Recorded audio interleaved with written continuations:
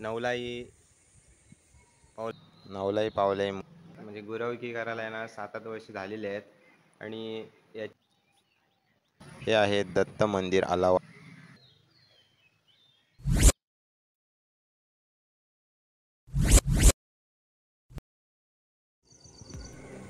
मित्रांनो, बोक्षेकर art painting YouTube चॅनलमध्ये आपलं स्वागत. मी महेंद्र पाटील घेऊन आलो आहे रत्नागिरीमधील आलावा या येथील हे आपले नवलाई पावलाई देवीचे मंदिर आहे. तर मित्रांनो, त्याचा व्हिडिओ घेऊन आलेला आहे. तर मित्रांनो, व्हिडिओ आपण पाहणार आहोत.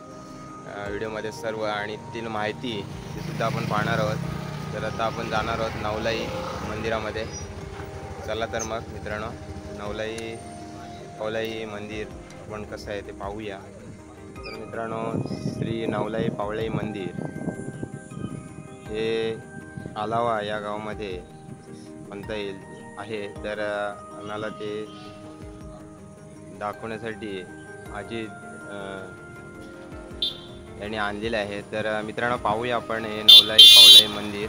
चला तर मग आता आपण गेटमधून आतमध्ये जाणार आहोत आणि पाहणार आहोत हे मंदिर नवलाई पावलाई. तर हे असा हा गेट आहे दिसता. तर तिथून यायला आणि ही दिग्माल आहे.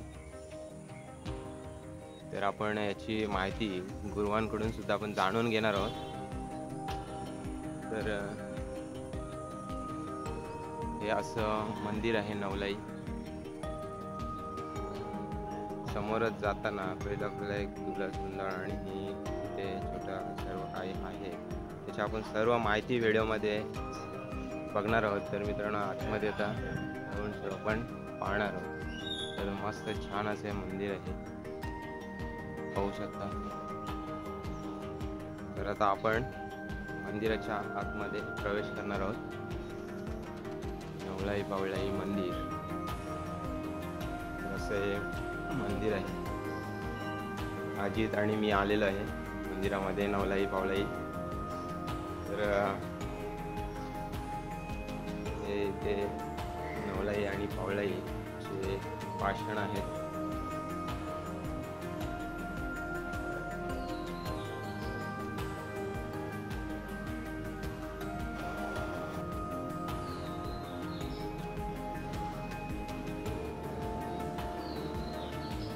आणि डाव्या साईडला आपल्याला दर्शन करण्यासाठी गणपती बाप्पांची मूर्ती आहे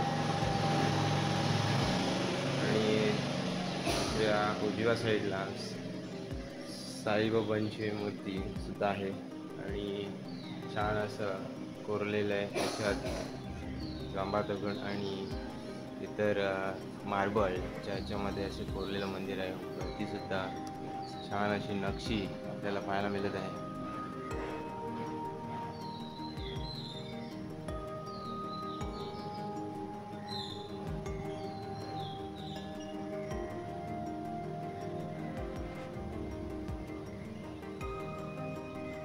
सर्व भाविक असे दर्शनाला सकाळी संध्याकाळी येत असतात. तर मित्रांनो, पाहण्यासारखं ठिकाण आहे.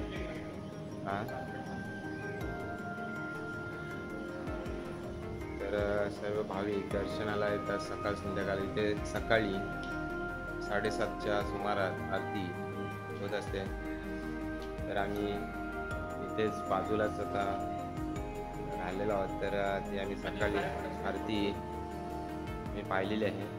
तर आपण त्याची माहिती सर्व आपण गुरुवांना सुद्धा विचारणार आहोत.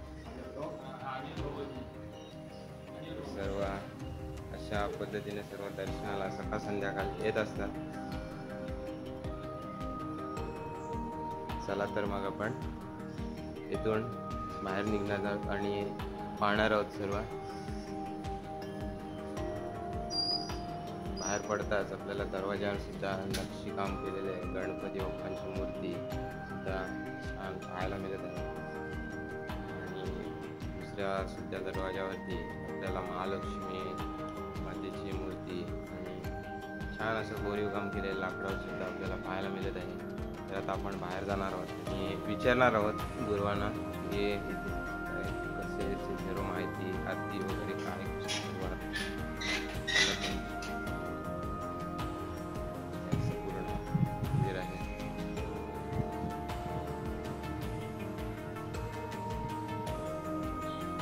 तर मित्रांनो, नवलाई आणि पावलाईचे गुरवकी करणारे आपले हे गुरव आहेत. तुमचं नाव काय? दिगंबर वसंत गुरव हे पूर्ण या मंदिराची गुरवकी करतात. आणि काय थोडक्यात याची माहिती आपल्याला काय मंदिराची थोडी किती वर्षापासून म्हणजे आता मंदिर आहे? आता 7-8 वर्ष 10 वर्ष झाले असते ना. म्हणजे गुरवकी करायला आहे ना 7-8 वर्ष झालेले आहेत. आणि याची म्हणजे जी मंदिरातली आरती वगैरे किती वाजता होतं? सकाळ संध्याकाळची? सकाळी 6 वाजता उठतो आम्ही, म्हणजे 5 वाजता, आणि 6-7 पर्यंत पूजा होते. आणि संध्याकाळी 7 वाजता दुपार होते, म्हणजे पूजा आरती होते. ओके. मग आणि याची नवलाई पावल्याची पालखी वगैरे असतं का? ते शिमग्यात असतं. शिमग्यामध्ये असतं. मग मोठ्या संख्येने अशी म्हणजे काय असतं इथं? जत्रा असते का? तर मित्रांनो, त्याची थोडक्यात माहिती आपल्याला सांगितलेली आहे काही. तर तुम्ही रत्नागिरीला आलात तर नक्की आलावा या इकडे गाव आहे, म्हणजे तिथे तुम्ही नक्की या. आणि इथे मस्त पाहण्यासारखं ठिकाण आहे. तर मित्रांनो, हे मंदिर आपण व्हिडिओमध्ये पूर्ण दाखवण्याचा प्रयत्न केलेला आहे जेवढा आहे तेवढा. तर आपल्याला गुरुवाई आणि इथे सर्व थोडक्यात काय माहिती जेवढी मिळेल ते आपल्याला व्हिडिओमध्ये सांगण्याचा प्रयत्न केलेला आहे. तर आता आपण नवलाई पावलेच्या मंदिरातलं दर्शन घेतलेलंच आहे. आता आपण जाणार आहोत, एक बाजूला श्री हनुमानांचे मंदिर आहे त्याच्यात सुद्धा आपण जाणार आहोत.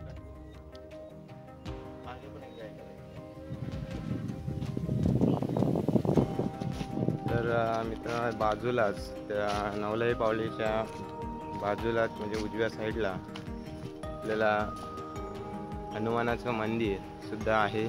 त्याचं सुद्धा आपण दर्शन घेऊ. म्हणजे त्यावेळेसच बांधलेलं आहे, चिरांचं आहे असं मस्त सर्व. तर आता आपण त्या हनुमान मंदिरात सुद्धा दाखवण्यात जाकी मिरा या इकडे आहे हे. तर आता आपण आतमध्ये जाणार आहोत.